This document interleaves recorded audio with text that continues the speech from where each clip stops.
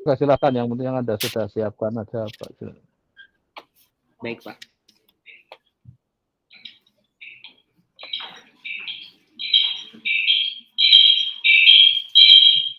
Baik, jadi yang pertama itu ini saya akan meramalkan harga saham dari saham PT MEDC. Nah, yang pertama itu saya menginstal library yang diperlukan terlebih dahulu. Seperti ini. Ada 1, 2, 3, 4, 5, 6, ada 8 library. Nah, kemudian di sini saya ambil harga saham dari tahun 2021 sampai dengan bulan Oktober sampai dengan bulan November sampai dengan bulan Februari. Nah, ini saya ambil data sahamnya.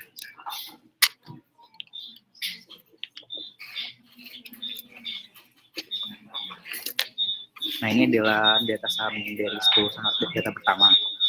Lalu berikutnya di sini saya coba untuk plot data saham tersebut di time series.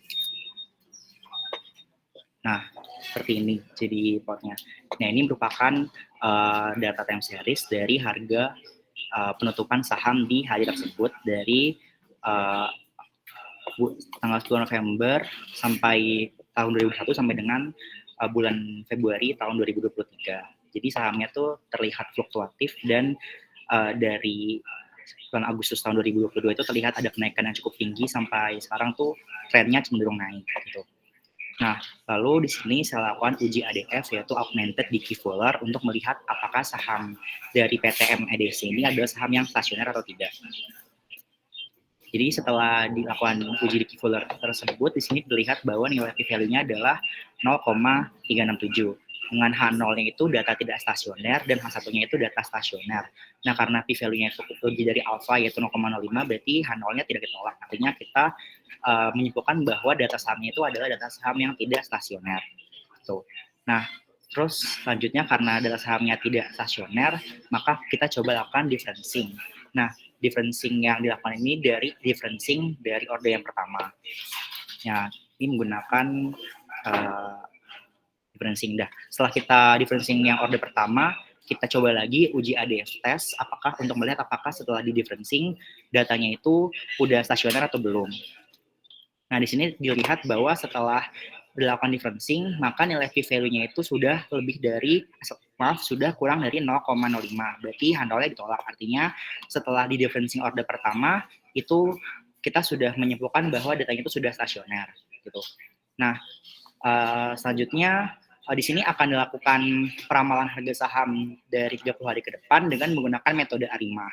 Nah, dengan sebelum kita menggunakan metode ARIMA, kita harus melihat dulu nilai plot ACF dan PACF-nya. ACF itu autocorrelate function dan PACF-nya partial autocorrelate function untuk menentukan nilai P dan Q-nya sebelum kita melakukan ARIMA tersebut. Nah, ini adalah plot dari ACF-nya dan ini adalah plot dari PACF-nya. Nah, pada plot ACF-nya itu terlihat bahwa nilai dari ACF-nya itu terus berkurang atau menurun secara eksponensial di sini. Nah, sedangkan kalau nilai PACF-nya itu terlihat terjadi cut off setelah leg pertama. Jadi nilai-nilainya itu seperti ini, gitu. Nah, karena nilai ACF-nya itu berkurang secara eksponensial dan nilai PACF-nya itu menuju cut off, berarti kita bisa menyimpulkan bahwa ini adalah model autoregresif murni gitu. Dengan differencing-nya adalah differencing 1. Jadi nanti nilai Q-nya itu nilainya adalah 0 gitu. Nah, karena kita sudah mengetahui bahwa ini adalah model AR murni, berarti yang kita coba-coba itu hanya nilai P-nya saja. Nah, ini kita mulai dari fit yang pertama yaitu ARIMA 010.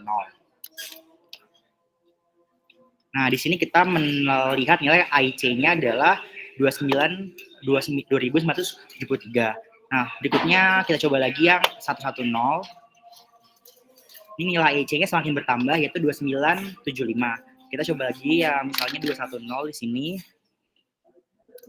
Nilai IC-nya juga semakin bertambah. Artinya semakin bertambah nilai P, artinya nilai IC-nya semakin besar. Nah, untuk model 5 sendiri kita hanya mengambil nilai IC yang kecil. Jadi kita bisa menyimpulkan bahwa untuk meramalkan model harga saham MEDC ini kita menggunakan model ARIMA 010 gitu.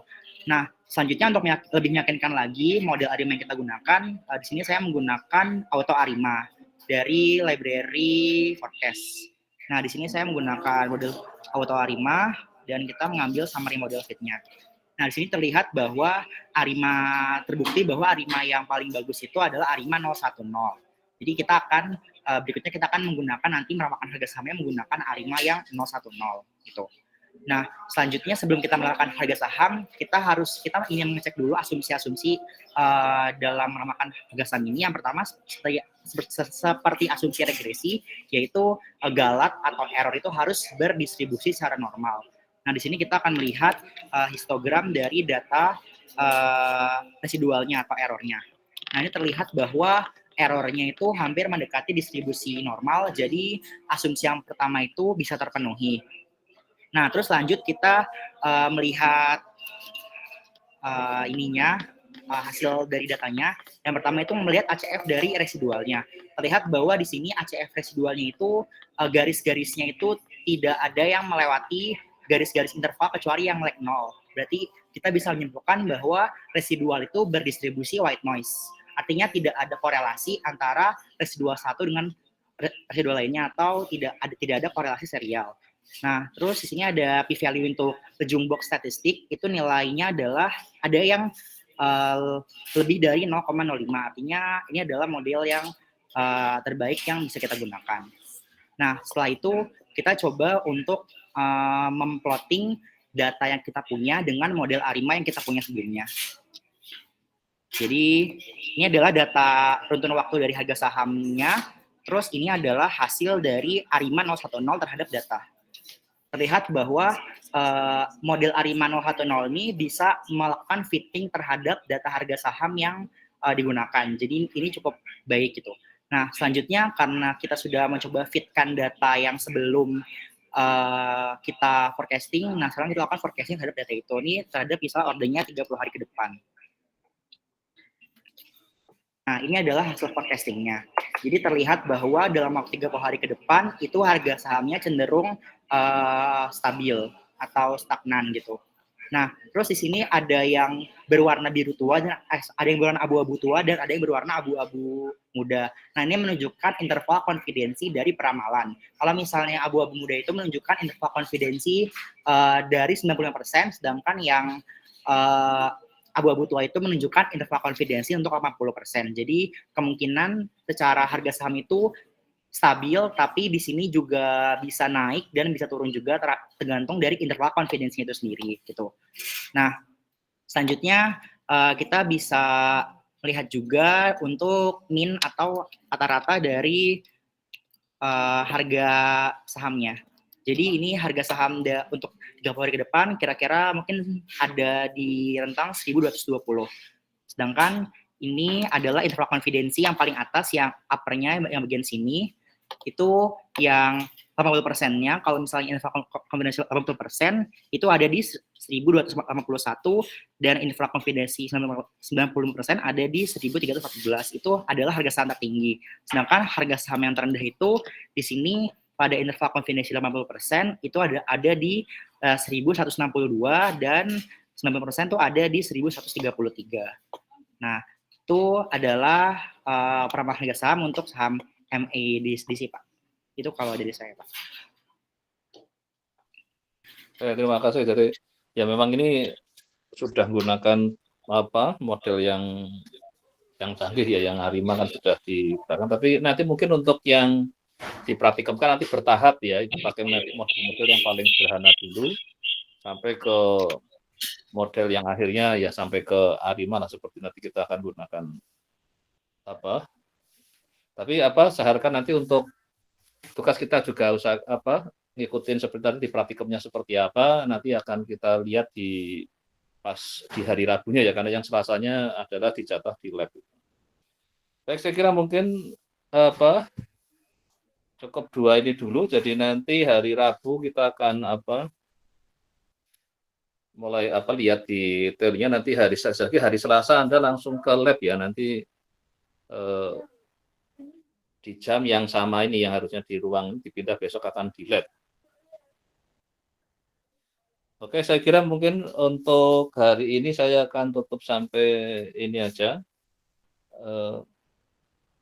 Terima kasih. Jadi ada 2 waktu, saya kira sudah lumayan. Tadi sudah diinikan ke RS Studio Cloud-nya belum, atau POSIT itu? Apa tadi saya bilang Belum Pak. belum ya, karena belum ya. Iya, Pak. Nanti beberapa tadi sudah share ke saya yang di post-it-nya, nanti saya bisa lihat, silakan aja nanti. Cuman kalau share itu sampai diposisikan saya status admin ya, supaya saya juga bisa nanti kalau sedikit melakukan editing itu di situ. Nanti ada pilihan kan itu untuk nge-share-nya sampai supaya bisa untuk sama-sama posisi nanti ada posisi admin itu. Ya oke, saya kira mungkin sampai ini dulu untuk kuliah hari ini. Saya tutup, nanti untuk sekali lagi ketemu lagi besok hari Rabu ya untuk tambahan materinya. Oke, makasih Mas Adrian, Mas Faruli ya, ini karena sulit untuk komunikasi. Mungkin ada yang ingin tanyakan sebelum saya tutup? Adrian, mungkin ada yang ingin tanyakan? Halo Adrian? Halo? Tidak ada, Pak. Sudah nggak ada ya? Sudah, kalau nggak ada, untuk hari ini saya akhiri sampai sini ya. Terima kasih ya, saya tutup ya. Untuk presensi kayaknya masih ada masalah nggak itu? Presensi. Yang mungkin nggak bisa scan QR code-nya. Ada nggak, Adrian? Nanti bisa saya entry-kan secara manual itu kalau memang ada masalah. Sepertinya sudah aman semua, Pak. Ya, sudah, kayaknya ini sudah 62, saya kira mungkin sudah masuk semua. Ya oke, terima kasih ya, saya kira saya tutup. Selamat sore ya.